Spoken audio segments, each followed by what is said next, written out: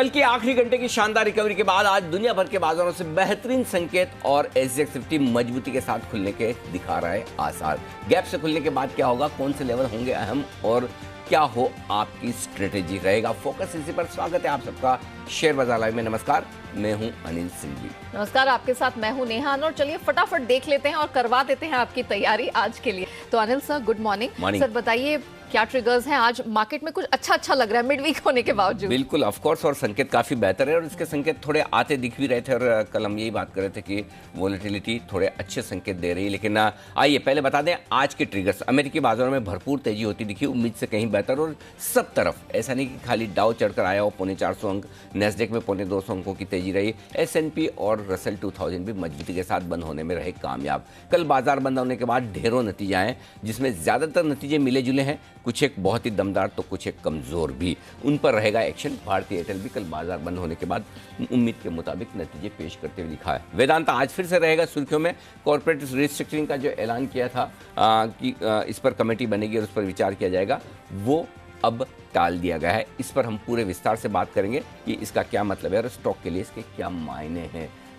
आज एक अहम बैठक होने जा रही है मंत्रालयों के बीच में, जहां स्क्रैपिंग पॉलिसी और बैटरी स्वैपिंग पॉलिसी पर विचार किया जाएगा। तो जी बिजनेस ने आपको पिछले हफ्ते जो खबर दी थी कि इस हफ्ते ये बैठक हो सकती है, उस पर मुहर लगती हुई आज की बैठक में देखते हैं क्या कुछ डेवलपमेंट आगे होते हैं। ओके, चलिए, तो हमने जान लिया कि कौन कौन से अहम ट्रिगर्स है जिस पर नजर रखने की जरूरत है। लेकिन सर, ग्लोबल बाजार कहा जाए कि एक कमबैक दिखाया है। डाउ, नैस्डैक, S&P जिस तरह का स्ट्रेंथ लेकर बंद हुए हैं, उम्मीद के मुताबिक है। मुझे कोई आश्चर्य नहीं कि अमेरिकी बाजारों में अच्छी तेजी हुई है। कल हम ये बात कर भी रहे थे कि ग्लोबल मार्केट्स में जिस तरह की वॉलेटिलिटी है इंट्राडे में, वो वॉलेटिलिटी आपको इस बात की ओर इशारा करे कि एग्रेसिव ट्रेडर्स जो हैं सेल करने वाले, उनके सामने कोई एग्रेसिव बायर्स भी आते हुए दिख रहे हैं और वही ट्रेंड कल हमारे बाजारों में भी दिखा। तो जहाँ तक ग्लोबल मार्केट का सवाल है नेहा, मुझे लगता है कि रिकवरी का वक्त है। थोड़ी रिकवरी और आगे बढ़ सकती है, एक दिन की नहीं है, एक दिन से ज़्यादा की हो सकती है। हालांकि अमेरिकी बाजारों का ठीक अंदाजा लगाना थोड़ा मुश्किल काम होता दिख रहा है। नतीजों के दम पर अमेरिकी बाजारों में वहाँ के बड़े स्टॉक्स काफ़ी बड़ा उतार चढ़ाव दिखा रहे हैं, लेकिन फिर भी ऐसा लग रहा है कि सपोर्ट लेने की कोशिश है और इस सपोर्ट के बाद थोड़ा और बढ़ने की कोशिश है। तो ग्लोबल संकेत इससे बेहतर आप उम्मीद नहीं कर सकते। हम बंद हुए 70-80 पॉइंट ऊपर था डाउ, उसके सामने 425 अंक ऊपर बंद हो। नेस्डेक भी साथ में बढ़ जाए, नहीं तो आजकल तो दोनों ही अलग अलग एक ही दर जाता है। हाँ, वो दोनों की बनती नहीं है, वैसा है। तो कम से कम ये तो है कि आज सारे के सारे एक साथ, और नेस्डेक में 1.25% के आसपास की मजबूती, कहीं कोई स्टॉक स्पेसिफिक एक्सीडेंट नहीं था। करेक्ट, वो एक बड़ी चीज़ है। तो उस हिसाब से मुझे लगता है कि संकेत ठीक है, थोड़े बेहतर है। वरना टेक सेक्टर इनको बड़ा डरा रहा था और ट्रेजरी यील्ड को लेके बड़ा दिक्कत। हाँ, वो तो हालांकि कल भी 1.97 तक पहुंचे भी बढ़कर, लेकिन उसके बाद बंद होते होते थोड़े से नीचे आए। तो 10 सालों का बॉन्ड 1.94 पर है, हालांकि है तो हायर साइड पर ही है, लेकिन वही है कि धीमे धीमे अमेरिकी बॉन्ड मार्केट ब्याज दरों में बढ़ोतरी को डिस्काउंट करते हुए चल रहे हैं। ये मानकर चल रहे हैं कि 3 से लेकर 5 तक अलग अलग अंदाजा लूंगा। 3 तो होनी है ब्याज दरों में बढ़ोतरी, 4 अब धीमे धीमे कॉन्सेंसस आम राय बन रही है। कुछ बड़े बेरिश लोग हैं तो वो 5 भी सोच रहे हैं। लेट्स सी क्या होता है। चलिए ठीक है, अब अमेरिकी बाजारों को उनके हाल पे फिलहाल छोड़ देते। सर, FII DIIs यहाँ पर हम देख रहे हैं, FIIs में फिर हमने बिकवाली होते हुए देखी है कॉन्स्टेंटली, लेकिन DIIs जिन्होंने हमें कल जब डेटा आए थे निराश किया था, उसके मुकाबले खरीदारी दिखी है। कितना राहत की बात है। आज के डेटा बहुत अच्छे तो नहीं है, लेकिन कल से बहुत बेहतर है। 1968 करोड़ की 2000 करोड़ की कैश मार्केट में बिकवाली, वो रन रेट वही है 2000 के आसपास की FIs की रोज की है, वो बेच ही रहे हैं। तो उसमें कहीं कोई उन्होंने हाथ रोका हो, थामा हो, ऐसा कुछ भी नहीं। तो वो लगातार बिकवाली है। लेकिन अच्छा क्या है FIs के आंकड़ों में? 2 चीज़ अच्छी है। पहला, स्टॉक फ्यूचर्स नहीं बेचे, वहाँ सामने 1000 करोड़ के आसपास के स्टॉक फ्यूचर्स खरीदे हैं। सो यानी कि आपकी नेट बिकवाली 1000 करोड़ की है स्टॉक्स में। उसके सामने 450-425 करोड़ के उन्होंने इंडेक्स फ्यूचर्स खरीदे हैं। हालांकि ओपन इंटरेस्ट घटा है, शॉर्ट कवरिंग की है उन्होंने कल स्टॉक इंडेक्स फ्यूचर्स में। शॉर्ट कवरिंग बड़ी नहीं है, क्वांटिटी में छोटी है, लेकिन शॉर्ट कवरिंग की है।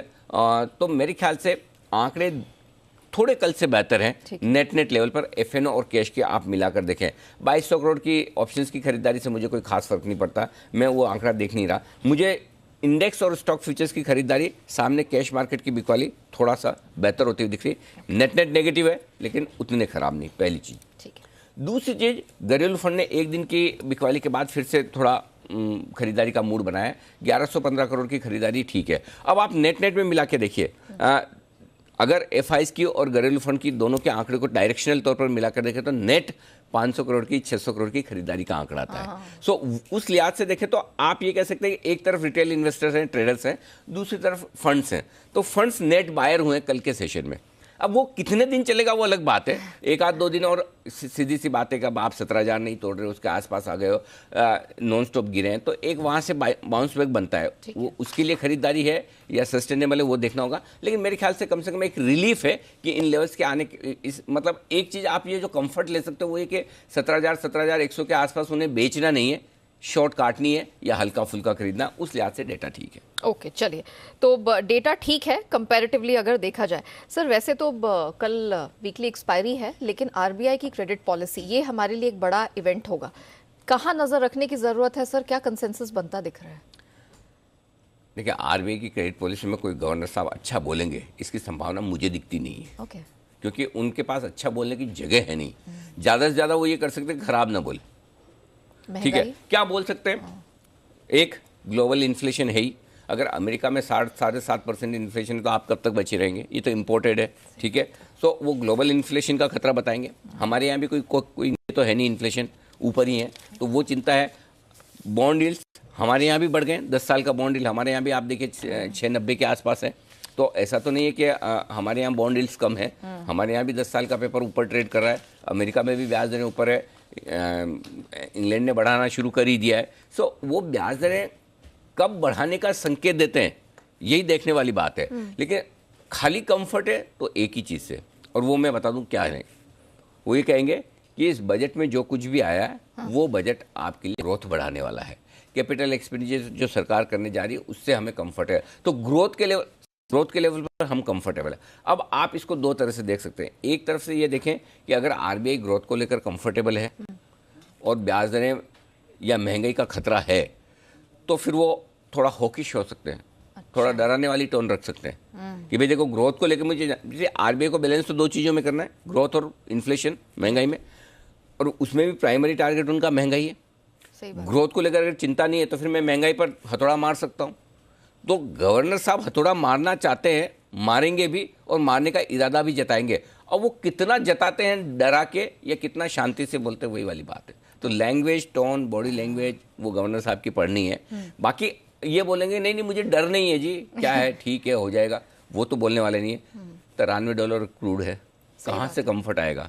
आरबीआई क्या करेगा? मतलब है ही है वो डिस्कम्फर्ट। तो मुझे लगता है पॉलिसी में मैं बहुत ज़्यादा बुलिश नहीं हूँ, और इसीलिए अब से लेकर पॉलिसी तक मैं बैंक निफ्टी के बजाय निफ्टी पर पॉजिटिव ज़्यादा हूँ। 2 दिन से आप सुन रही हैं, मैं हमेशा ये कह रहा हूँ तेजी करनी तो हमें निफ्टी में करनी है। बैंक निफ्टी बढ़ेगा, ऐसा नहीं कि नहीं बढ़ सकता, बढ़ेगा, ज़्यादा भी बढ़ जाए वो भी पॉसिबिलिटी है, लेकिन मुझे उधर नहीं जाना, क्योंकि मुझे जहाँ कंफर्ट है, जहाँ रिस्क कम है, वो इंडेक्स ज़्यादा प्रीफर करता हूँ। तो इसलिए अब से लेकर पॉलिसी तक हमारा फोकस निफ्टी पर ज़्यादा रहेगा। पॉलिसी के बाद देखते हैं गवर्नर साहब क्या कहते हैं, क्या करते हैं। लेकिन मैं इस बार की पॉलिसी को लेकर बहुत उत्साहित नहीं हूँ कि अच्छा, मैं सिर्फ इतना चाहता हूँ कि बहुत ज़्यादा खराब ना बोले, बस उतना ही काफ़ी है हमारे लिए। तो no bad news will be a good news for market, for everybody. चलिए हम वैसे वेदांता की सर जो नई, अब हमने देखा है कि जो रिस्ट्रक्चरिंग का जो फैसला टला है और प्लस डिविडेंड की भी जो उन्होंने बात कही, उस पर हम चर्चा करेंगे सर आपकी स्ट्रैटेजीज लेने के बाद। लेकिन उससे पहले कि मैं स्ट्रैटेजीज आपसे लूं सर, आज बता दीजिए आज के अहम ट्रिगर्स क्या है, संकेत क्या है? ट्रिगर्स ग्लोबल संकेत पॉजिटिव साइड पर हैं, एफआईएस के संकेत अभी भी नेगेटिव है, नेट नेगेटिव है। घरेलू फंड्स के संकेत पॉजिटिव साइड पर हैं।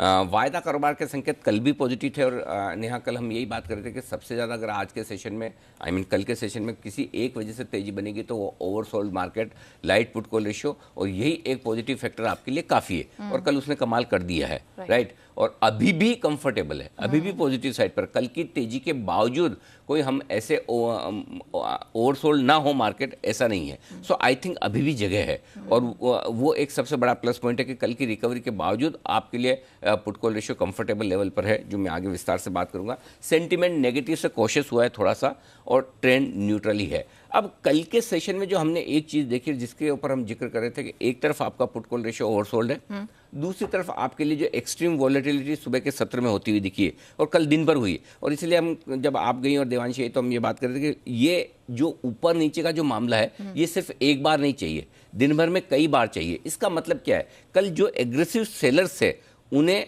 बेचने का मौका मिला जब उछाल आया, लेकिन सामने पहली बार कोई आपको बायर भी दिख रहा है करेक्ट। जिसको खरीदना है। नहीं तो बायर अगर आराम से सुस्त और मतलब अपने भाव से खरीदने वाला तो वो चलो जी मुझे 17,100 पे खरीदना आएगा तो ठीक, नहीं तो नहीं लूंगा, मुझे 17,050 पे या 17,150 पे जो भी है खड़े खड़े।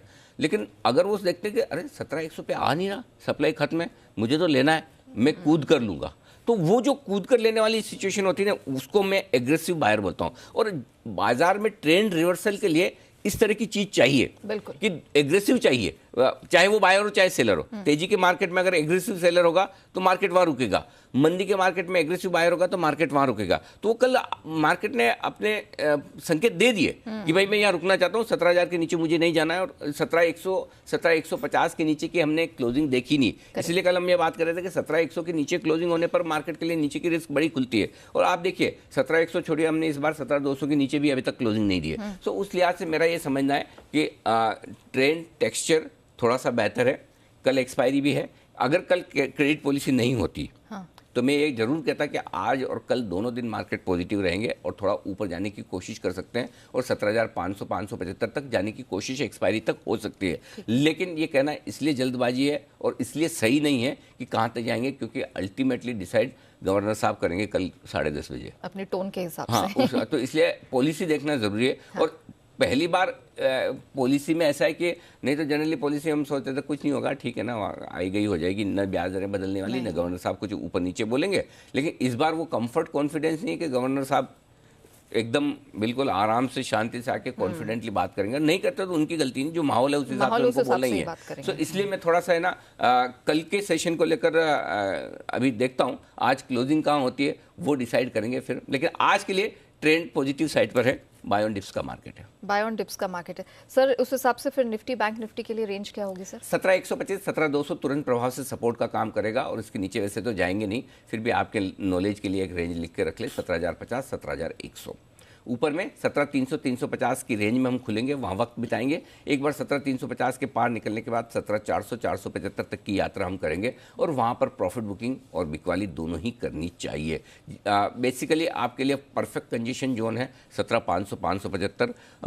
इसलिए आपको जितना 17,500 के नज़दीक पहुँचने पर आप बेचें। आई डोंट नो वहाँ पहुँचेंगे नहीं पहुँचेंगे, 200 पॉइंट दूर है वहाँ से, लेकिन अगर पहुँच गए तो 17,475 वो अच्छी जगह है जहाँ पर आपको मोर प्रिसाइजली 17,465 है, 10 पॉइंट नीचे। तो 17,450 के ऊपर से आपको सोचना शुरू करना है कि बेचना है या नहीं। माफ कीजिएगा। अब आइए बैंक निफ्टी। 37,300 37,850 तुरंत सपोर्ट के तौर पर काम करेगा, और इसके नीचे 37,350 37,500। कल भी हमने इस रेंज को रेस्पेक्ट किया, 319 का लो बनाया, लगभग उसी के आसपास। बैंक निफ्टी में 25-50 पॉइंट पे गौर मत कीजिए, निफ्टी में 15 पॉइंट 20 पॉइंट इधर उधर हो सकता है। एग्जैक्ट लेवल निकालना मुश्किल काम है डेटा में जो निकल कर आता है। ऊपर में 38,350 38,500 आज ये रेंज है पहली, इसके पार निकल कर टिके तो 38,575 38,850, जिसमें आपको प्रॉफिट बुकिंग भी करनी और बिकवाली भी, ये ध्यान में रखिए। ठीक है, अब आई तो ये तो आपके लिए बड़े रेंज सारे बड़े जोन हो गए ऊपर और नीचे के। अब आज की डे रेंज दे देता हूँ। 17,200 17,350 दिन की छोटी रेंज, 17,125 17,400 दिन की मीडियम रेंज, 17,050 17,475 फाइनल रेंज बड़ी है, ये आपके लिए निफ्टी की है। अब आइए बैंक निफ्टी। 37,800 38,350 दिन की छोटी रेंज है, 37,650 38,500 मीडियम रेंज है, और 37,500 से लेके 38,725 दिन की बड़ी रेंज के तौर पर लेकर चले, ये आपके लिए बैंक निफ्टी में। चलिए हम अपने दर्शकों की सहूलियत के लिए फिर से वो लेवल्स रिपीट कर देते हैं, बता देते हैं कि निफ्टी बैंक निफ्टी में वो जो रेंज है, डे रेंज है, छोटी मध्यम और बड़ी रेंज, वो कौन कौन सी आपकी स्क्रीन पर एक बार ले आते हैं, उसको रिपीट कर देते हैं। 17,200 350 स्मॉल डे रेंज के तौर पर काम करेगी, 17,125 400 ये एक रेंज मध्यम रेंज का काम करेगी, और बिगर रेंज जो बड़ी रेंज है वो 17,050 से 475 के बीच लग रही है। बैंक निफ्टी पर आइए, यहाँ पर आज जो दिन की छोटी रेंज होगी वो 37,800 से 38,350 के बीच की होगी, ये छोटी रेंज की हम बात करें। मीडियम रेंज 37,650 से 38,500 के बीच की होगी, और आप बड़ी रेंज देखेंगे तो वो 37,500 और 38,725, तो ये हम एक बड़ी रेंज बनती हुई देखेंगे। चलिए सर, ये तो हमने निफ्टी बैंक निफ्टी में रेंज की बात कर ली, लेकिन अब जो एग्जिस्टिंग पोजीशंस जिनकी है उस पर हम बात करते हैं, लेकिन sir FIIs long position sir उसके बारे में बताएंगे? 2% बड़ी है शॉर्ट कवरिंग की वजह से, तो कोई दिक्कत नहीं है, अभी भी बहुत कंफर्टेबल रेंज में 39% कोई बहुत ज़्यादा लॉन्ग नहीं होती, सो दिक्कत की बात नहीं है। पहली चीज़, पुट कॉल रेशियो 0.7 से 0.77 कंफर्टेबल है, ओवरसोल्ड लेवल के नज़दीक ही है, अभी भी शॉर्ट कवरिंग होगी, वो गैप से खुलने पर ही हो जाएगी। विक्स 4% घटा है, अच्छा संकेत है, तो ये तीनों डेटा ठीक है।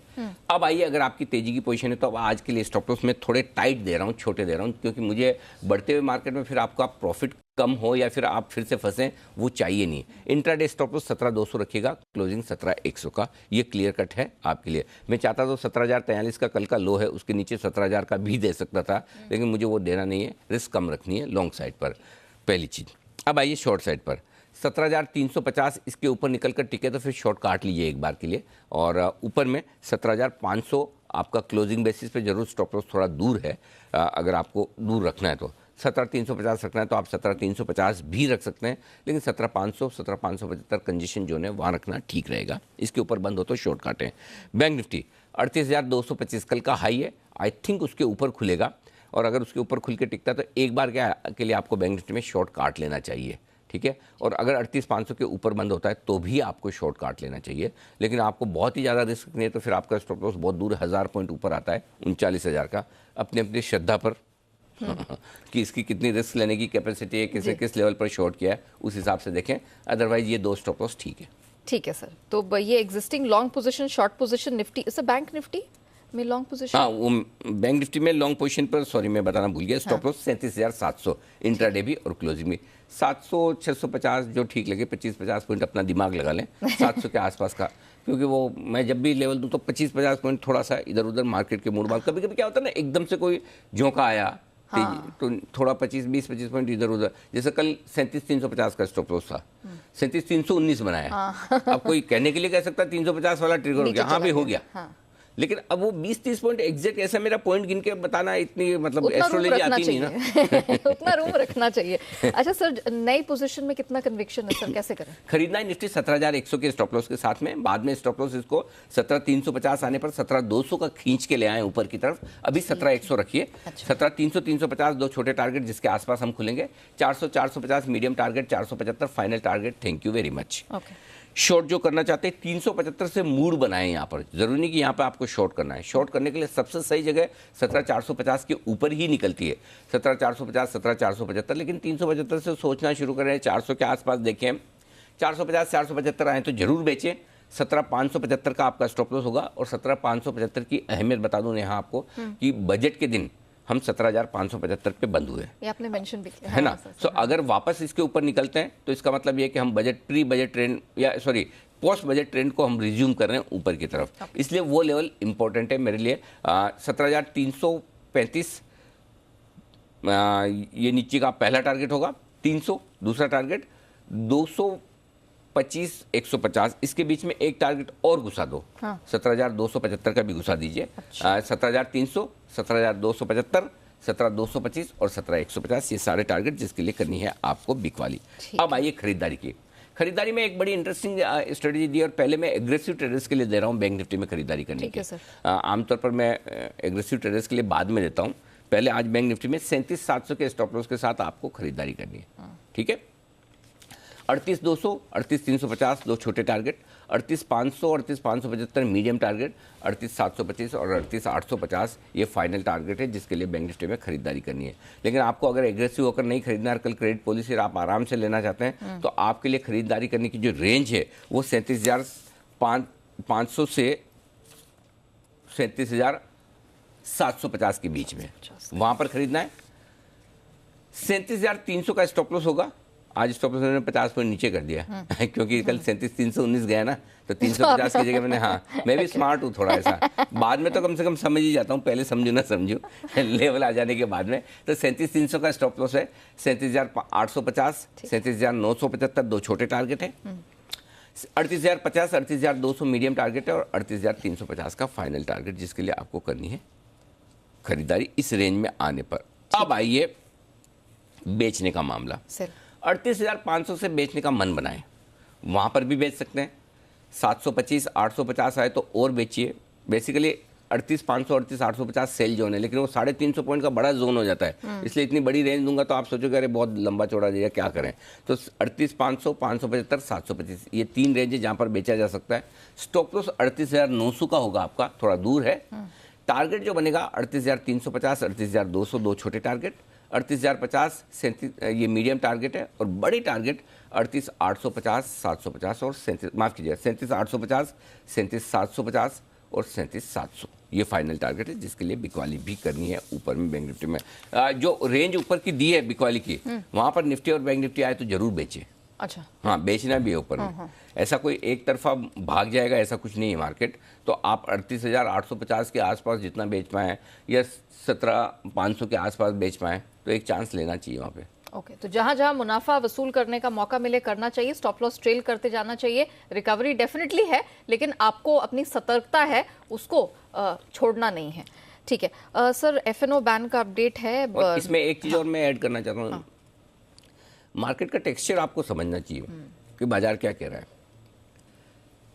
तेजी का मार्केट वो है जहां बाजार में जब भी गिरावट आए लोगों को ये समझता है कि अरे मौका मिला, लेना है। कमजोर मार्केट कैसा है, जब भी बाजार में उछाला है मुझे निकलना है। तो इस वक्त आप 90% लोगों को पूछ लीजिए, सबको निकलना है। कोई खरीदने के लिए नीचे आने का इंतजार नहीं कर रहा था, हम निकल पाए इसके लिए ऊपर आ जाए उसका इंतजार ज्यादा है। Correct. So mindset sell on rise का है, बाय ऑन डिप्स का नहीं है। ठीक है, तो ये बड़ा टेक्सचर पिछले 2 महीने में बदला है मार्केट का। तो आपको उस हिसाब से समझना जरूरी है कि मुझे ऊपर में हल्के होते रहना है ताकि नीचे जब भी जगह बने मैं वापस ले पाऊँ। चलिए, तो अनिल जी की इस बात को आप बिल्कुल गौर फरमाइएगा, और जो उन्होंने मूड की बात की है या मार्केट के सेंस और टेक्सचर की बात की है उसको भी आपको ध्यान में लेकर चलना है जब आप आज या आने वाले सत्रों में ट्रेड करके चले। सर, जैसे मैं कहती थी, एफएनओ बैन अपडेट है। बैन लिस्ट में BHEL शुमार हुआ है, बैन से लिस्ट से कोई निकला नहीं है, और फिलहाल कोई ऑलरेडी इन बैन में भी कोई अपडेट ऐसे पहला इस सीरीज का पहला एंट्री बेल का है। FI डेटा हम डिस्कस कर चुके हैं। हाँ। थोड़ा सा FNO डेटा टच कर देता हूं मैं। 17,300 सबसे इंपॉर्टेंट लेवल है आज बाजार खुलने के बाद। 17,300 के कॉल्स पर 52 लाख शेयर हैं, और एक मजे की बात ये नया कि 17,300 के ऊपर आप ट्रेड करेंगे जो कि दिख रहा है। हाँ। 1 crore 3 lakh call writers risk पर आएंगे, कॉल राइटर्स शॉर्ट करके बैठे हैं। तो जो पोजीशन, जो दिक्कत पिछले 3-4 दिनों में तेजी करने वाले ट्रेडर्स की ट्रैप होने की थी कि पुट बेच कर बैठे हैं और मार्केट नीचे जा रहा है, अब क्या करें, अनलिमिटेड लॉस हो रहा है, आना तो प्रीमियम जितने, अब वो प्रॉब्लम थोड़ी आपको आज पहली बार कॉल राइटर्स में दिखेगी। क्योंकि 17,300 पर अगर 52 लाख शेयरों का कॉल राइटर है और 17,300 के ऊपर टिकने पर 1 करोड़ शेयर आपके रिस्क पर आ जाता है। मैं सोचता हूँ 1 करोड़ नहीं काटेंगे, हमें भी पता है, लेकिन 15 लाख 20 लाख शेयर भी अगर कटते हैं तो वो सपोर्ट दे देंगे निफ्टी को। और अगर 17,400 पार किया तो आप सोच सकते हो कितना, 1 crore 70 lakh share call writer short हो जाएंगे 17,400 के ऊपर।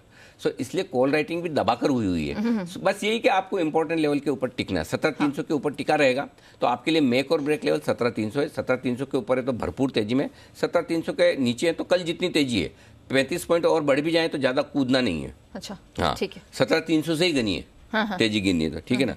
अब बैंक निफ्टी 38,000 पार करके आप खुलेंगे, और 38,000 पार करते 23 लाख शेयर 38,000 के कॉल राइटर्स जो खड़े हैं वो शॉर्ट हो जाएंगे। सो 38,500 तक जाने की जगह तो बनती है, उसके बाद देखेंगे क्या होता है क्या नहीं होता है। ठीक है, सो 38,000 मेक और ब्रेक हो जाएगा, 37,300 मेक और ब्रेक हो जाएगा। ठीक है सर, पॉइंट टेकन। चलिए, ये तो बात हो गई सर। जैसे कि हमने शुरुआत में हमारे दर्शकों को कहा था, वेदांता आज हमारे रेडार पर है क्योंकि कुछ बड़े अहम डेवलपमेंट्स हमने होते हुए देखे। रीऑर्गेनाइजेशन समीक्षा पूरी हो गई, कारोबार रीस्ट्रक्चरिंग हालांकि नहीं की जाएगी, और डिविडेंड फ्रंट पे बात की जाए तो मुनाफे का 30% डिविडेंड के तौर पर देने की बात यहां सामने निकल कर आ रही है। सर, ये जो डेवलपमेंट्स हैं इन्हें कैसे देखा जाए और ये क्यों महत्वपूर्ण है हमारे दर्शकों के लिए? पहले तो ये कि 17 नवंबर को कंपनी का जो नोटिस आया था एक्सचेंजेस पे, 17 नवंबर को उन्होंने कहा कि हम एक कमेटी बना रहे हैं, और वो कमेटी इस बात पर डिसाइड करेगी कि क्या रिस्ट्रक्चरिंग करनी चाहिए, क्या कंपनियों का कुछ डीमर्जर रिस्ट्रक्चरिंग करके वैल्यू अनलॉकिंग करनी चाहिए। उसके बाद स्टॉक 8-8.5% गिरा नेक्स्ट डे।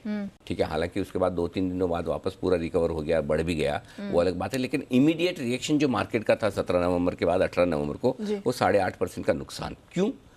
क्योंकि नुकसान इस वजह से था कि पहले लोग ये अंदाजा लगाकर बैठे थे कि जिस तरह से प्रोमोटर्स लगातार अपनी स्टेक बढ़ा रहे थे, है ना, 2 बार उन्होंने डीलिस्टिंग की तैयारी की, ओपन ऑफर भी दिया, अपनी बाईबैक भी किया जी सर। कि प्रमोटर कहीं न कहीं डीलिस्ट करवाना चाहते हैं, लेकिन अगर डीलिस्ट करवाने के बजाय वो रिस्ट्रक्चरिंग करें तो इसका मतलब डीलिस्ट नहीं करेंगे, इसलिए 18 नवंबर को गिरा उस समय कमेटी पे। अब आज हम आ रहे हैं, अब आज ये सिचुएशन है कि अगर प्रमोटर ये कहते हैं कि नहीं हमें रिस्ट्रक्चरिंग की जरूरत नहीं है, जैसा चल रहा है वैसे ही चलने दो, तो फिर सवाल ये उठता है कि क्या इसका मतलब डीलिस्टिंग होने के लिए जो ऑप्शन है वो खुला है क्या? हाँ। करेक्ट। अब डीलिस्टिंग इस प्राइस पर 325 रुपए पर प्रमोटर करेंगे जो 87 रुपए पर करना चाहते थे, ये बड़ा सवाल है। वो करेंगे नहीं करेंगे, इसके पक्ष में दोनों चीजें। पहली चीज तो है कि इतने महंगे दामों पर प्रमोटर करेंगे इसकी संभावना कम है, लेकिन दूसरी चीज जो उन्होंने इस आज के सर्कुलर में भेजी है, आज के नोटिस में बड़ी इंटरेस्टिंग है। जो सिचुएशन वेदांता की 87 रुपए के डीलिस्टिंग ऑफर के समय थी, उससे आज फाइनेंशियल कंडीशन बहुत बेहतर हो चुकी है। आज 50,000 करोड़ का EBITDA करने वाली कंपनी हाल की, और डेट आप देखिए आधा रह गया, और उन्होंने खुद लिखा है कि जो हमारे लिस्टेड पेयर्स है उसमें सबसे कम लीवरेज हमारा है। 1.5 टाइम्स होता था जो 0.7 टाइम रह गया, तो बैलेंस शीट मजबूत हो गई है, पैसे की कमी नहीं है, भरपूर पैसा बन रहा है। सो अगर इसी को एक्स्ट्रापोलेट करें कि अगर प्रमोटर ये सोचते हैं कि 3 साल इसी तरह का पैसा बनेगा, तब तो डीलिस्टिंग ओपन है। भाव से देखेंगे तो लगेगा नहीं होगी, करेक्ट, क्योंकि जो प्रमोटर 87 रुपए में डीलिस्टिंग करवाना चाहता है वो 370 में नहीं कराएगा, है ना, 300 रुपए ऊपर में डीलिस्ट नहीं करेगा।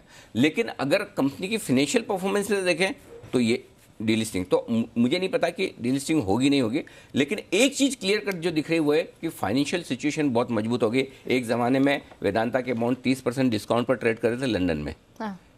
अपनी प्राइस से, मतलब उसको आप डिफॉल्ट टाइप का मामला मानते हैं, वहां से आज देखिए कहां पहुंच गए। सो मेरा ये समझना है कि पहली चीज, रिस्ट्रक्चरिंग नहीं होना भी अपने आप में कोई नेगेटिव नहीं है। ऐसा ना सोचे कि रिस्ट्रक्चरिंग नहीं हो रही, वैल्यू अनलॉकिंग प्रमोटर कब करते हैं मैं बताता हूँ। दो ही कंडीशन में, या तो वैल्यू अनलॉकिंग, डीमर्जर, ये वो करके प्रमोटर की स्टेक बढ़े, है ना। हर नेता जैसे पहले अपना इलेक्शन जीतना है उसकी तरफ फोकस करता है, बाकी जनता की सोचता है, वैसे हर प्रमोटर पहले अपनी स्टेक या मुझे पर्सनल क्या फायदा, उसके बाद शेयर होल्डर की सोचता है। मैं पर्टिकुलर वेदांता की बात नहीं कर रहा हूँ, इन जनरल बात कर रहा हूं, ठीक है। दूसरी चीज वो कब करते हैं, जब उन्हें लगता है कि वैल्यू अनलॉकिंग तब करनी जब मेरे वैल्यूशन जस्टिफाई नहीं हो रहे, कि मेरा शेयर इतना महंगा ट्रेड कर रहा है, लोगों को लगता है कि इतने मल्टीपल पर हो गया, इतना महंगा क्यों ट्रेड कर रहा है। तो मैं बता दूं भाई देखो मेरे पास 5 अलग अलग धंधे हैं, इसकी वैल्यू ये, इसकी ये, इसकी ये, इसकी ये, अब मिला के देख लो। तो वो तो वेदांता के साथ केस है ही नहीं कि वैल्यूशन तो महंगे अभी भी नहीं है, करेक्ट। सो मुझे लगता है कि उस लिहाज से डीलिस्टिंग बंद नहीं हुई है, रिस्ट्रक्चरिंग नहीं होना नेगेटिव नहीं है, और उस हिसाब से स्टॉक अभी भी यहाँ से बढ़ सकता है। मेरा टारगेट 450 रुपये का है। वैसे तो 450 रुपये, आप अगर 40-50 रुपये डिविडेंड गिन लें 370 रुपये में, तो लगभग 450 के ऊपर तो निकल ही जाता है। 18 रुपये और 2-3 बार डिविडेंड जितने भी दे दिए। और अच्छा, बाकी चीज़ों में जो उन्होंने क्लियर कट लिखा है, बीपीसीएल के एक्विजिशन के लिए ज़रूरी होगी तो हम एक फंड बनाएंगे। लेकिन एक इंटरेस्टिंग चीज़ है जो बीपीसीएल के लिए अच्छी है, और अगर वेदांता बीपीसीएल को लेता है तो उन्होंने एक चीज़ लिखी, जो भी अब हम नया बिजनेस करेंगे उसमें हमें 18% IRR चाहिए, यानी कि अगर किसी धंधे में 18% से कम की कमाई होनी है तो हम उधर दिमाग नहीं लगाएंगे। तो इसका मतलब ये कि अगर वेदांता बीपीसीएल के पास जाता तो बीपीसीएल के शेयर होल्डर को ये मान के चलना चाहिए कि वेदांता मान के चल रहा है कि बीपीसीएल में 18% का भी आपको रिटर्न आएगा, और वो बीपीसीएल के लिए बहुत अच्छी बात है। हाँ, अगर हुआ तो, अभी वो बीट किए हैं, वो उन्होंने बताए। बाकी चीज़ें ठीक है कि डिविडेंड हम 30% दे रहे हैं, वो पहले से ही वही पॉलिसी है। हिंदुस्तान जिंक का डिविडेंड जो भी आएगा 6 महीने में बांट देंगे, पहले थोड़ा आगे पीछे कर लेते हैं, अब 6 महीने में, तो वो बाकी चीज़ें कोई इंपॉर्टेंट नहीं है। लेकिन मुझे लगता है कि रिस्ट्रक्चरिंग नहीं होना भी नेगेटिव नहीं है, और कंपनी की balance sheet, financial position, outlook मजबूत दिखाता है, स्टॉक बढ़ना चाहिए। ओके, चलिए, तो वेदांता लेकिन एक ही कंडीशन है कि ऐसा जरूरी नहीं कि आज गैप से खुले तो कूद कर खरीदे। उसका रीजन बताता हूँ। स्टॉक 320 से 370 नॉन स्टॉप हुआ है कमजोर बाजार में, तो कहीं न कहीं इसका अंदाजा मार्केट को है। अगर आप 7 दिन का 10 दिन का चार्ट देख लें तो एक बार आज इसको जो करना है करने दे, सेटल होने दे। अगर आपके पास पुराना पड़ा है, शांति से बैठे रहें, पुराना नहीं है, नया खरीदने के लिए गैप से अगर खुल जाए कर जाए तो अभी नहीं लेना है। सिंपल चीज़ है, ऐसा नहीं सोचें कि मैं बोल रहा हूँ पॉजिटिव, इसका मतलब आज ही आप खुद के लें, क्योंकि आप ये भी देखना है 4 दिन पहले 320 रुपये था ये, करेक्ट, आज 370 है। नॉन स्टॉप हाँ, तो कहीं कहीं कुछ ना कुछ प्राइस में है थोड़ा बहुत, इसलिए हड़बड़ी से ना खरीदें। पुराना आपके पास इन्वेस्टमेंट जो हम लगातार आपको दिलवा के बैठे हैं उसे छेड़ना ही नहीं, पड़ा रहने दीजिए। ओके, चलिए, तो हमने जान लिया कि ब्रॉडर मार्केट्स में क्या करना है, एंड ऑफ कोर्स वेदांता पे एडिटर्स टेक हमने आपके सामने रख दी। लेकिन अब हमारी पूरी रिसर्च टीम स्टूडियो में हमारे साथ जुड़ चुकी है। देवांशी, कुशल, वरुण और ऑफ कोर्स आशीष भी हमारे साथ जुड़ चुके हैं।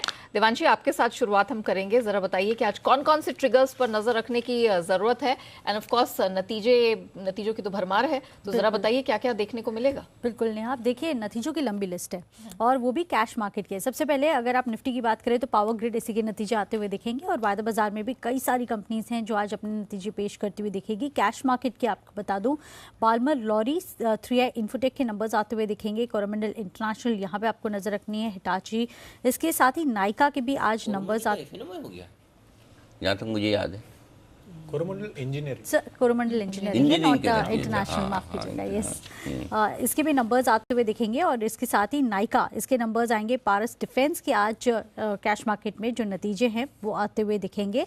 तो कई सारी कंपनीज हैं जहां पे आज आपको फोकस करके चलना है। सोलारा एक्टिव के भी आज नतीजे आते हुए दिखेंगे। इसके साथ ही स्क्रैपिंग पॉलिसी पर जो अहम बैठक है, और साथ ही बैटरी स्क्रैपिंग पॉलिसी पर भी आज चर्चा होती हुई दिख सकती है। इसके साथ ही PCBL, इस पर नजर रखें क्योंकि आप देखिए आज बोर्ड की बैठक है। नतीजों के साथ शेयर विभाजन पर आज कोई फैसला आ सकता है। गल्फ ऑयल लुब्रिकेंट्स, जहां पे बायबैक पर आज विचार होता हुआ दिखेगा, और FTC भी बायबैक पर विचार करती हुई दिखेगी। सुंदरम क्लाइटॉन, ये भी इंपॉर्टेंट है क्योंकि रीस्ट्रक्चरिंग और बोनस सिक्योरिटीज़ पर आज कोई चर्चा होती हुई दिख सकती है और फैसला आएगा। DB रियल्टी इंपॉर्टेंट है क्योंकि पिछले 2-3 दिन से हम देख रहे हैं गोदरेज प्रॉपर्टीज DB रियल्टी में जिस तरह से डील होने वाली थी रद्द हो गई। उसके बाद DB रियल्टी की आज बोर्ड बैठक है पूंजी जुटाने पर, और इसके साथ ही इमामी का आज से बायबैक शुरू होता हुआ दिखा है। आप देखिए लंबा बायबैक है, 8 अगस्त तक ये बंद होता हुआ दिखेगा। इसके साथ ही वेदांत फैशन 2.57 टाइम्स ये IPO भरता हुआ दिखा है, जिसमें QIB का जो पोर्शन है वो 7.49 टाइम्स था, और NII की तरफ से करीब 7 गुना भरता हुआ दिखा है। रिटेल की तरफ से 0.4 टाइम्स ही भरा है, बहुत ज़्यादा रिस्पॉन्स इसको मिलता हुआ नहीं दिखा था।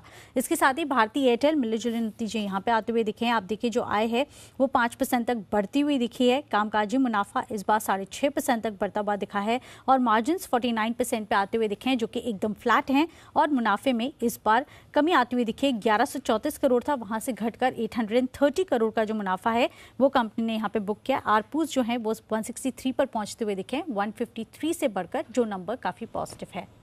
वेरी वेल, चलिए वरुण, अब आपकी बारी। जरा बताइए कि अभी तक जो नंबर्स आए हैं किस प्रकार के रहे हैं, कि हमारे एक्सपेक्टेशन से अच्छे थे, खराब थे, मिले जुले रहे हैं, एंड ऑफ कोर्स क्या सेंस मिलती दिख रही है। डेफिनेटली, तो कुछ FNO के और कुछ स्टॉक्स के नतीजे हैं जो मैं आपको बताने वाला हूं। सबसे पहले NMDC थोड़े बहुत वीक है लेकिन ऑलमोस्ट इन लाइन है।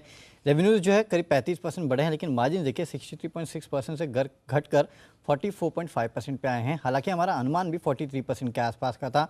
मुनाफा 2050 करोड़ के आसपास आया है। रॉयल्टी जो बड़ी है उसके कारण कहीं ना कहीं कंपनी को जो है थोड़ा बहुत खामियाजा भुगतना पड़ा है। 231% के आसपास रॉयल्टी और अदर लिवीज जो है उसमें बढ़ोतरी देखने मिली है। JSPL कंपनी के नतीजे थोड़े बहुत अनुमान से कमज़ोर है। रेवेन्यूज़ 35% बढ़े हैं, ये अनुमान से बेहतर है, लेकिन मार्जिन 26% पे आए हैं, 42% से गिर के 30% के आसपास का हमारा अनुमान था, और कंपनी का जो मुनाफा है 28% गिरा है। वहीं कैश में एस्टर DM अच्छे नतीजे हैं। रेवेन्यूज़ 19% बढ़े हैं, मार्जिन्स में भी बढ़ोतरी हुई है, 14.72% से बढ़ के 14.99% के आसपास ही निकल के आए हैं, और मुनाफा जो है 61% बढ़ा है। EID पैरी नतीजे अच्छे लेकिन मार्जिन्स में गिरावट है। रेवेन्यूज़ 39% बढ़े हैं, मुनाफा डबल से ज़्यादा हो चुका है, लेकिन मार्जिन जो है उसमें करीब 2-2.5% के आसपास की गिरावट है, 9.4% पे है। एंड्योरेंस टेक वीक नतीजे, रेवेन्यू और मुनाफा दोनों में 7 से 50% के आसपास की गिरावट है। मार्जिन्स में भी करीब 6.5-7% के आसपास की गिरावट देखी गई है, 17.3% से गिर के 10.8%। ग्लेनमार्क लाइफ मिक्स है, रेवेन्यूज़ और मुनाफे में बढ़ोतरी हुई है 4 से 11%, लेकिन मार्जिन्स में करीब 3% के आसपास की गिरावट है। ग्रीव्स कॉटन मुनाफे से कंपनी घाटे में आई है। 21 करोड़ के मुनाफे के मुकाबले कंपनी ने करीब 6.25 करोड़ के आसपास का घाटा किया है। मार्जिन्स भी गिरे हैं, रेवेन्यूज़ भी 1.7% गिरे हैं। और इंद्रप्रस्थ मेडिकल नतीजे ठीक ठाक है, लेकिन यहाँ भी मार्जिन में गिरावट 14.4% से गिर के 13.2%। आय और मुनाफे में 31 से 32% के आसपास की बढ़ोतरी हुई है। वेरी वेल, चलिए हमने जान लिया कि अब तक जो नंबर्स आए हैं, अब उनका प्रदर्शन कैसा रहा है। कुशल, अब आपकी बारी, जरा बताइए कि एफएनओ स्पेस में कहाँ कहाँ नजर रखनी है, एंड ऑफ कोर्स खबरों के दम पर किन स्टॉक्स में फोकस करना है। बिल्कुल, तो एफएनओ स्पेस से तो जो नंबर्स आने थे वो वरुण ने हमें डिस्कस करके बता दिए हैं, पर कैश मार्केट की काफ़ी लंबी लिस्ट है नेहा, और यहाँ पर कैश मार्केट में वरुण ने जो स्टॉक्स बताए हैं उसके साथ साथ लिस्ट में जम्मू एंड कश्मीर बैंक भी जोड़ लीजिए। नंबर्स जो हैं यहाँ पर मिले जुले देखने को मिले हैं। एनआईए करीबन 1% गिरकर 994 करोड़ पर आती हुई दिखी है। मुनाफे में 164% का उछाल आया है और कंपनी के जीएनपी ऑलमोस्ट फ्लैट रहे हैं 8.93-8.95% की रेंज में। कोल्टे पाटिल नंबर्स मिले जुले भी यहाँ पर भी हैं। मार्जिन्स करीब 24% से गिरकर 12.5% पर हुए हैं। हालांकि कंपनी की आय में 26% की ग्रोथ के साथ 240 करोड़ पर ये आते हुए नजर आ रहे हैं। BSC strong set of numbers हर एक पैरामीटर पर, इनफैक्ट मैं कहूँगा एक्सीलेंट रिजल्ट्स। कंपनी की आय में करीबन 60% की ग्रोथ के साथ 193 करोड़ की आय है और कंपनी की मार्जिन्स 2.5% से 29.8% पर आया है और कंपनी का मुनाफा भी लगभग 88% बढ़कर 61 करोड़ पर आता हुआ दिखा है और कंपनी ने 2:1 के रेशियो में आपको बोनस शेयर भी जारी किए हैं। मयूर यूनिकोटस नंबर्स कमजोर हैं, मार्जिन 26% से 21%, कंपनी का मुनाफा भी 26% घटकर करीब 26 करोड़ पर ही आता हुआ नजर आया। साथ ही बाईबैक 6.25 लाख शेयर्स का यहाँ पर करते हुए दिखेंगे। ये बोर्ड से ये मंजूरी मिल गई है। 650 रुपये प्रति शेयर बायबैक प्राइस तय किया गया है। मुंजाल शोवा बहुत कमज़ोर नंबर्स आ रहे हैं, मार्जिन्स लगभग साफ होती हुई दिखी है 5.4% के मुकाबले और कंपनी का मुनाफा भी 17.5 करोड़ के मुकाबले केवल 1 करोड़ रुपए का अब रह गया है। ऑन मोबाइल ग्लोबल यहाँ पर भी कमज़ोर नंबर्स हैं, मार्जिन्स 11% से घटकर 8%, कंपनी का मुनाफा भी 23% गिरकर लगभग 9 करोड़ पर आया है। राइट्स ग्रोथ वाइज अच्छी रही है, रेवेन्यू फ्रंट पर करीब 71% की ग्रोथ रही है 775 करोड़ पर, लेकिन मार्जिन्स अगेन यहां पर गिरावट का रुझान दिखा रहे हैं। 29.3% से घटकर अब 25.3% के मार्जिन्स कंपनी ने क्लॉक इन किए हैं। शिल्पा मेडिकेयर अच्छे नंबर्स हैं, इनफैक्ट मार्जिन्स यहां पर सरप्राइजिंगली अपमूव है 11% के मुकाबले 16.6% पर। कंपनी का प्रॉफिट भी 25% बढ़कर 9.5 करोड़ पर आया है और अंत में स्टोव क्राफ्ट कमजोर नंबर्स हैं, मार्जिन्स 1.5% के मुकाबले 0.6% रह गए हैं और कंपनी का मुनाफा भी लगभग 67% की फॉल यहां पर भी आई है और 1.1 करोड़ पर यहां पर ये वैल्यू है।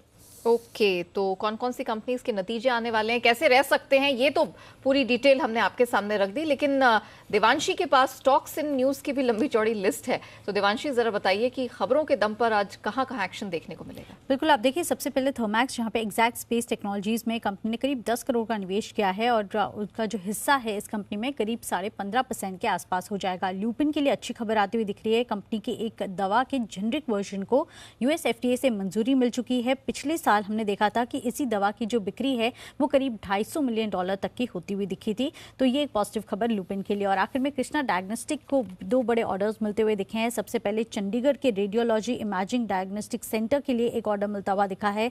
ये फिलहाल जो ऑर्डर है वो 5 साल के लिए है, लेकिन आने वाले समय में इसको और 5 साल के लिए एक्सटेंड किया जा सकता है। इसके साथ ही यूपी सरकार से भी जिलों के अस्पताल में सिटी स्कैन सर्विसेज करने का ऑर्डर मिला है। फिलहाल इसकी जो टाइमलाइन है वो करीब 7 ईयर्स की है, लेकिन इसको भी आने वाले समय में और 3 साल के लिए एक्सटेंड किया जा सकता है। तो ये दोनों पॉजिटिव है इस कंपनी के लिए भी। चलिए, तो खबरों के दम पर इन स्टॉक्स में आपको रखनी है नजर। और अब बात करते हैं एफआईआर यानी कि एफआईआई इन्वेस्टमेंट रिपोर्ट्स की।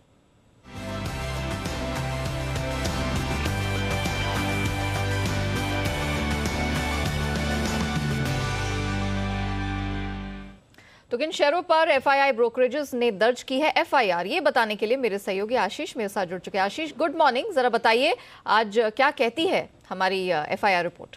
Good morning Neha. देखिए, आज की सबसे बड़ी खबर वेदांता, यहाँ पर इसके बाद जो है ब्रोकरेज की तरफ से रिपोर्ट आई है। जेपी मॉर्गन ने रेटिंग को अपग्रेड कर दिया, न्यूट्रल से अब ये ओवरवेट की राय दे रहे हैं और लक्ष्य 375 से सीधा बढ़ाकर 465 कर दिया है।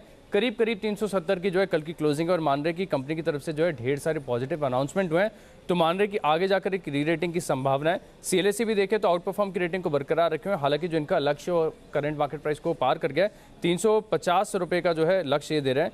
भारतीय एयरटेल यहाँ पर नतीजों का असर देखने को मिलेगा। सीएलएससी की तरफ से अच्छी रिपोर्ट है, खरीदारी किराए को बरकरार रखा है 915 रुपये के लक्ष्य के लिए, 709 जो है कल की क्लोजिंग है। और जेफरीज ने देखें तो खरीदारी किराए को बरकरार रखा है, लेकिन जो लक्ष्य है इसमें बहुत ही मामूली एडजस्टमेंट किया, 925 से घटाकर 910 कर दिया है। और ये मान रहे कि नतीजों के लिहाज से देखें तो काफ़ी बढ़िया तिमाही देखने को मिली। नोमेरा भी खरीदारी किराए को बरकरार रखे हुए 885 रुपये के लक्ष्य के लिए। और बाकी की भी सारी जो भारतीय एयरटेल पर रिपोर्ट्स आई हैं सब में कमेंट्री पॉजिटिव है और करंट मार्केट प्राइस से ऊंचा ही लक्ष्य दिया गया है। आईजीएल यहाँ पर भी नतीजों का इंपैक्ट रहेगा। सीएलएसए आउट परफॉर्म की रेटिंग को बरकरार रखे हैं, लेकिन लक्ष्य घटा है 540 से लक्ष्य को घटाकर 450 रुपए कर दिया है। 392 जो है कल की क्लोजिंग है, और ये मान रहे कि ऑपरेटिंग एक्सपेंस इस तिमाही के दौरान कम हुआ है, जिसके चलते जो एबिटा है यानी कामकाजी मुनाफा है वो आपको थोड़ा अच्छा नजर आएगा। जेफरीज भी खरीदारी की राय को बरकरार रखे हैं और लक्ष्य इन्होंने भी घटाया 660 रुपए से घटाकर 620 रुपए कर दिया है। इसके अलावा गुजरात गैस यहाँ पर भी जो है नतीजों का इंपैक्ट है। क्रेडिट स्विस जो है न्यूट्रल की रेटिंग को बरकरार रखे हैं, 635 रुपए का लक्ष्य दिया है। जेफरीज ने खरीदारी किराए को बरकरार रखा है और लक्ष्य घटाया है 860 से घटाकर 830। मॉर्गन स्टैनली इक्वल वेट की रेटिंग को बरकरार रखे हैं 717 रुपए के लक्ष्य के लिए। एचडीएफसी बैंक यहाँ पर मैक्वायरी की तरफ से रिपोर्ट आई है, मान रहे हैं कि इनका क्रेडिट कार्ड बिजनेस आगे जाकर अच्छी ग्रोथ दिखा सकता है। आउट परफॉर्म की रेटिंग को बरकरार रखा है, ऊंचा लक्ष्य दिया 1462 जो है कल की क्लोजिंग है, 2005 रुपए का ये लक्ष्य दे रहे हैं। एस्कॉट्स नतीजों का इंपैक्ट है, यहाँ पर मैक्वायरी न्यूट्रल की रेटिंग दे रहे हैं, लक्ष्य बढ़ाए 1740 से बढ़ाकर 1780। जेपी मॉर्गन ने भी न्यूट्रल की राय दी और 1915 रुपए का लक्ष्य दिया, 1841 की जो है कल की क्लोजिंग है। जीसीपीएल मैक्वायरी की तरफ से रिपोर्ट आई है, आउट परफॉर्म की रेटिंग को बरकरार रखा है और लक्ष्य काटा है 1200 से घटाकर 1100 रुपए कर दिया है। मॉर्गन स्टैनली अंडरवेट की रेटिंग को बरकरार रखा है 830 रुपए के लक्ष्य लिए, लेकिन ब्रोकरेज हाउस में जेफरी सबसे ज्यादा बुलिश है, स्टॉक के ऊपर खरीदारी किराए को बरकरार रखे हैं 1560 रुपए के लक्ष्य लिए। और अंत में इन्वेस्टेक यहाँ पर रेडिंगटन पर जो है रिपोर्ट आई है, खरीदारी किराए को बरकरार रखा है और लक्ष्य जो है 190 से घटाकर 185 कर दिया। ओके, तो ये है आपके लिए सारी रिपोर्ट्स, और यहाँ पर टारगेट थोड़ा सा घटा है रेडिंगटन पे 190 से 185, 160 के आसपास स्टॉक ऑलरेडी है। आइए बढ़ते आगे, वक्त है पिक ऑफ द डे का।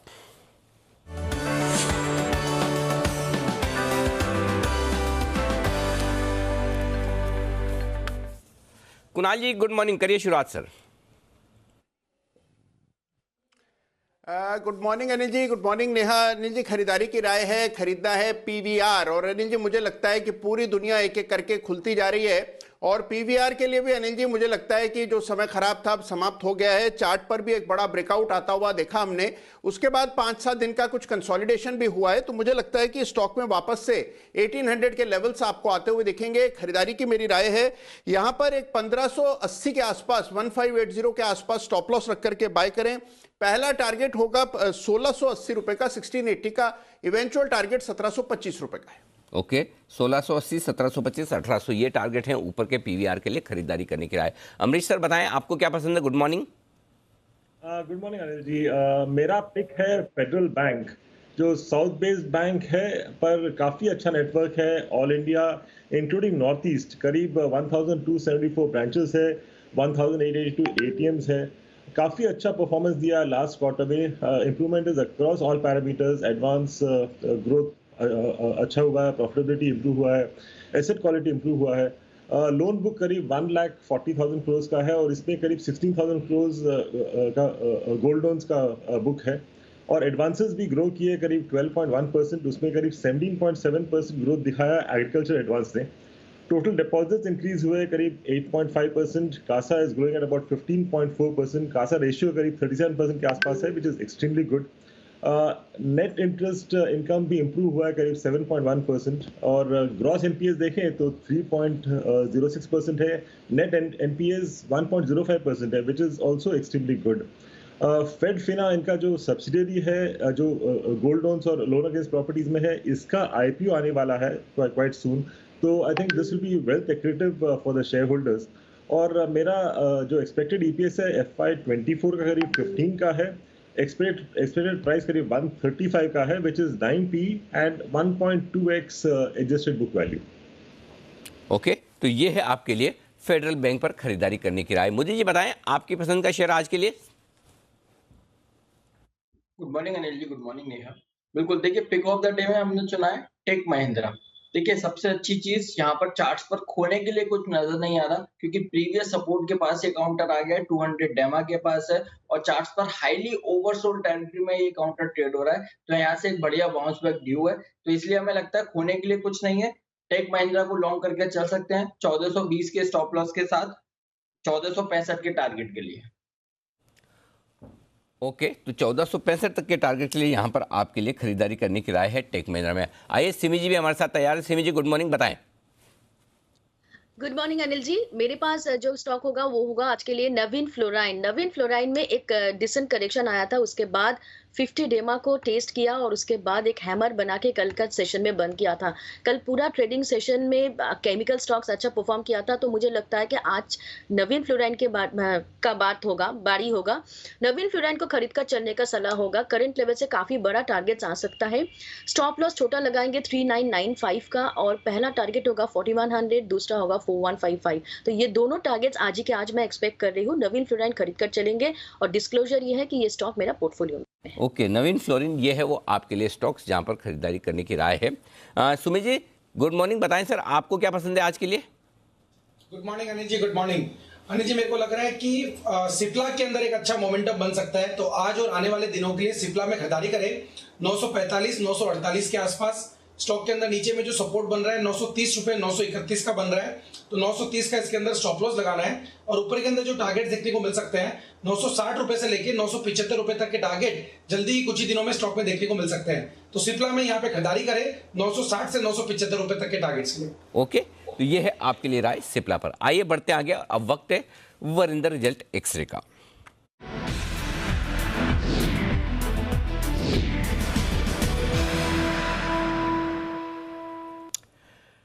गुड मॉर्निंग वरिंदर, करते हैं शुरुआत अच्छे नतीजे के साथ, और अच्छे नतीजे भी और साथ ही स्टॉक्स हों सस्ते भी, तो वहां पर आपके लिए बनता है निवेश करने का मौका। सबसे पहले उसी लिस्ट पर डालते हैं नजर, बताइए। Good morning sir, to you and the entire team. Redington sir, आपने देखा जिस तरीके से जीएनएफसी के नंबर्स आए और किस तरीके से स्टॉक रीरेट हो चुका है। आई थिंक रेडिंगटन उस कैटेगरी पे जाता है सर, क्योंकि इंडिया की one of the second largest distribution company, IT logistics company, आपको आज ही भी 9 टाइम्स टीटीएम पे मिल रही है कंपनी, जिसके पास 4000 करोड़ कैश पड़ा है, हमने कवर किया हुआ है वीआरएस पे। आप नंबर्स देखिए सर, किसी भी तरीके से नंबर्स देख लिए, highest ever profit reported by the company. Quarter on quarter EBITDA इसका 21.5% ऊपर है, वाई ऑन वाई 23.5% ऊपर है। एबिटा मार्जिन जो लोग सोच रहे थे, घबरा रहे थे कि मार्जिन कम हो जाएंगे, वो नहीं हुए सर। एक्सपेक्टेड था कि 2.7 2.8% आएगा, 3.2% आया सर। क्योंकि 400 करोड़ का प्रॉफिट कर रहा है सर एक क्वार्टर में, 400 करोड़ का ये कंपनी प्रॉफिट कर रहा है एक क्वार्टर में। एक्सपेक्टेड है कि 2000 करोड़ तक ये प्रॉफिट कर सकता है अगले एक साल में जाके। आज मेरे ख्याल में 11.5-12 हजार करोड़ का मार्केट कैप है सर, तो आपको ये कंपनी 6-7 टाइम की अर्निंग्स पे मिल रही है, जिसके पास इतना कैश पड़ा है। So I was very impressed. और also there has been some reorganizational change. ये बहुत टाइम के बाद देखा सर मैंने कि इस कंपनी में चेंज हो रहा है। सो नए एमडी, पहले जो सीईओ थे वो श्रीवास्तव साहब, वो एमडी आ चुके हैं और नए सीएफओ अपॉइंट हुए हैं, वो एक चीज है। रूपा एंड कंपनी सर दूसरा stock, I think Rupa and company did very very well compare to the peers. जब हम रूपा एंड कंपनी रूपा को पढ़ेंगे तो हमें देखना पड़ेगा कि लक्स ने और डॉलर ने कैसा किया। आई think Rupa was exceptional this quarter. अगर आप देखें तो सेल्स उसकी 18% क्वार्टर ऊपर थी, 25% वाई वाई ऊपर थी। उस हिसाब से देखा जाए सर, क्वार्टर में लक्स का सेल सिर्फ 6% ऊपर था और डॉलर का -2% था। तो आप देख सकते हो कि किस तरीके से रूपा ने आउट परफॉर्म किया है इन दो कंपनीज में। क्यों बताना जरूरी है सर कि रूपा आज की डेट में भी मेरे ख्याल में 30-40% चीपर है लक्स से, जो वैल्यूएशन में ट्रेड करता है। एबिटा ऊपर था, मार्जिन 19% थे, प्रॉफिट उसका बहुत अच्छा था compare to any other companies. तो किसी भी तरीके से देख लिया जाए सर, 15 टाइम FY24 अर्निंग्स पे ट्रेड करता है रूपा, तो उस तरीके से नंबर्स बहुत अच्छे थे। पेपर सर, पेपर में ऐसा नहीं कि सब कंपनीज के बहुत नंबर अच्छे आए हैं, but I was highly impressed with how JK papers numbers came in. I think JK paper is doing something. और इसमें क्या है सर, ये सर नंबर इस क्वार्टर के नहीं है, बट आगे जाके भी पेपर प्राइसेस बढ़ रहे हैं। और उनका एक नया पेपर बोर्ड यूनिट है जो 14 जनवरी को कमीशन हुआ था, उस हिसाब से भी उसके जो नंबर्स हैं और अच्छे आगे आएंगे, बिकॉज जो commissioning of new paper board unit हुआ है। तो सिर्फ ये थर्ड क्वार्टर अच्छा नहीं है, चौथा क्वार्टर भी बहुत एक्सपेक्टेड अच्छा होगा। तो सेल 8.5% ऊपर था क्वार्टर सर, 37% ऊपर था वाई ऑन वाई। 1000 करोड़ का प्रॉफिट कर रहा है सर, सेल्स कर रहा है ये कंपनी सर। बहुत टाइम के बाद देख रहा हूं मैं कि जो पेपर कंपनीज है वो आपको 25% मार्जिन दे रही है। ये आप सोचिए सर, 25% मार्जिन। शुगर कंपनीज आपको अपनी 25% मार्जिन दे रही है, टेक्सटाइल कंपनीज आपको 30% मार्जिन दे रही है, पेपर कंपनीज आपको 25% मार्जिन दे रही है। तो ये बहुत बड़ा बदलाव हो रहा है इन सेक्टर्स में जिनको कमोडिटी सेक्टर्स मानते हैं। और अभी भी ये स्टॉक सर सिर्फ 6 टाइम्स पे ट्रेड करता है। पर आज सर मैंने अच्छे रिजल्ट्स में इसलिए डाला है बिकॉज हमने देखा कि हर एक इंजीनियरिंग कंपनीज का इस क्वार्टर में अच्छा नहीं हुआ है because of the cost inflation. पर आज being an engineering company, I think they did very very well compared to all the peers around. Sales ऊपर था 10% क्वार्टर और 68% ऊपर था वाई ऑन वाई। एबिटा 11% ऊपर था क्वार्टर क्वार्टर और 21% ऊपर था YoY। मार्जिन मेंटेन हुए क्वार्टर क्वार्टर सर 8% पे। अभी भी स्टॉक ये 25 टाइम के आसपास ट्रेड करता है, तो बहुत महंगा स्टॉक नहीं है। ऑर्डर इनटेक बढ़ रहा है सर, 950 करोड़ हुआ, वो से 750 करोड़ क्वार्टर क्वार्टर, तो 200 करोड़ ऊपर हुआ। इसमें एक ही चीज जरूरी है सर कि इसका जब CBG का ऑर्डर आएगा ना, जो मैनेजमेंट बहुत टाइम से बोल रहा है, then I think the stock would be on some another level all together. एक क्वार्टर ऐसा देखूंगा सर, देखना चाहूंगा कि जब पराज बोले कि मैंने 500 से 1000 करोड़ का ऑर्डर बुक, एक ऑर्डर बड़ा मिला, so that is one big thing if it comes for this company. Absolutely. तो कुछ बहुत ही बेहतरीन नतीजे और जहां वैल्यूएशन भी सस्ते, उनमें से रूपा इनकम ने अभी पिछले महीने हमने आपके बजट में सस्ता शेयर रिकमेंड भी किया था कि ये स्टॉक, और जैसा वरिंदर बता भी रहे, पूरे टेक्सटाइल स्पेस में डॉलर लक्स के मुकाबले में काफ़ी बेहतरीन नंबर्स रूपा के आए हैं। और साथ ही जेके पेपर 100 रुपये के आसपास हमारा SIP स्टॉक रहा है, तो ये स्टॉक भी जबरदस्त एक्शन में। आइए, जो स्टॉक्स रिजल्ट तो अच्छे हैं लेकिन वैल्यूएशन महंगे, और साथ ही जो कमज़ोर रिजल्ट वाली लिस्ट है वो भी जरा बताएं। सर इंडिगो के बाद लगा कि अभी हमारा रेलवे कैसे करेगा, तो आई वाज वेरी हैप्पी कि इंडिगो के बम्पर नंबर आने के बाद रेलवे ने IRCTC ने बहुत अच्छा किया। सो ऐसा नहीं है कि सब लोग सारे के सारे लोग सिर्फ एविएशन में जा रहे हैं, रेलवे में भी जा रहे हैं। तो IRCTC सर एक्सपेक्टेड था कि 520 करोड़ का सेल्स करेगा, उसके सामने 540 करोड़ का सेल्स किया। एक्सपेक्टेड था 250 करोड़ का बिटा करेगा, उसके सामने 280 करोड़ का बिटा किया। क्योंकि आप YoY क्वार्टर क्वार्टर कंपेयर करेंगे तो नंबर बहुत ही तकड़े हैं सर, क्योंकि बिटा 200% ऊपर दिखेगा, 32% क्वार्टर क्वार्टर ऊपर दिखेगा। इसलिए मैं आपको सिर्फ एक्सपेक्टेशन के साथ देख रहा हूँ। एबिटा सर इसका 52% में मेंटेन है, एक्सपेक्टेड था कि 47-48 आएगा, तो उसमें भी बीट है। महंगा स्टॉक है, आपको भी मालूम है, मुझे भी मालूम है। बट स्टॉक सर जहां पे मेरे ख्याल में नंबर वीक आए हैं और वैल्यूएशन एक्सपेंसिव है, I was not happy with how Bata results came in. अब हम सबको पता है सर कि opening up of economy trade हो रहा है क्वार्टर 3 में, तो बहुत सारे स्टॉक्स जो मैं पहले भी बोल चुका हूँ सारे के सारे, उन्होंने बहुत अच्छा किया है। अभी बाटा में सर क्या है, सेल्स बहुत अच्छा था, सेल्स मेरे ख्याल में कोविड लेवल से उससे भी ऊपर चला गया है, तो सेल्स बहुत अच्छा था। बट मार्जिन हिट हुए हैं सर इनके, एड स्पेंड हुआ है, रॉ मटेरियल कॉस्ट हुआ, उन्होंने मार्जिन किए हैं। अदर एक्सपेंसेस सर इसके 42% ऊपर चले गए हैं। तो अगर मार्केट में एक्सपेक्टेड था कि सेल्स इसका 880 करोड़ के आसपास आएगा, उसके सामने 840 करोड़ का सेल्स आया। एबिटा देखिए सर 235-36 एक्सपेक्टेड था कि इतना आएगा, उसके सामने 168 करोड़ आया। एबिटा मार्जिन 25-26% एक्सपेक्टेड थे, उसके सामने 20% मार्जिन आए। So very bad margin. EBITDA खराब था बाटा का, और अभी भी 50 टाइम्स पे ट्रेड करता है। और कुछ स्टॉक्स है सर गैस कंपनीज, चाहे वो गुजरात गैस हो, चाहे वो MGL हो, आई think this was a very very bad quarter. Now the important point is is it the worst quarter for this companies, because ये सब स्टॉक्स चले नहीं है बहुत टाइम से। Is this the worst quarter? इससे बुरा नहीं आ सकता, तो हो सकता है ये स्टॉक्स गिर के बाउंस बैक कर जाएं। बट गुजरात गैस देखिए सर, आपको नंबर्स देखेंगे, ग्रॉस मार्जिन के लोएस्ट है, lowest in the last 4 years. इसका एबिटा पर SCM बोलते हैं sir, that is also the lowest in the last 4 years. वो 2.3 SCM पे आया, एस्टिमेट था कि 3 तक आएगा, 2.8 3 तक आएगा। अब सर एबिटा मार्जिन सिर्फ 4%, 4.5% रह गए हैं। एक टाइम पे ईयर ऑन ईयर 21% होते थे। तो गुजरात गैस आपको देखेगा बहुत ही बुरा नंबर आया है, थोड़ा महंगा स्टॉक है। But trust me, the point is this the bottom worst quarter for these companies और नॉट?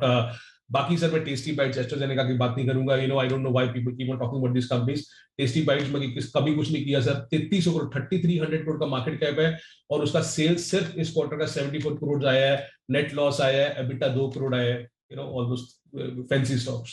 ये है नंबर्स आपके लिए, जिसका पूरा का पूरा विश्लेषण। धन्यवाद वरिंदर, ये सारे के सारे रिजल्ट्स हमारे सामने रखने के लिए। कल सुबह आपसे होगी फिर मुलाकात। आइए करते हैं फर्स्ट ट्रेड की शुरुआत। उससे पहले वागले साहब जुड़ चुके हैं, तो एक बार जल्दी से वागले साहब से ले लें उनका pick of the day. Good morning sir.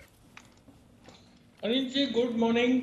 मेरा पिक ऑफ द डे होगा टाटा स्टील, जो मैंने कल जाते जाते बात की थी। मुझे लगता है आज भी इसमें मूव कंटिन्यू होगी। 1220 का कल का क्लोज है, 1199 का मेरा स्टॉप लॉस होगा, और 1260 तक के टारगेट्स में देख रहा हूँ आज और कल में।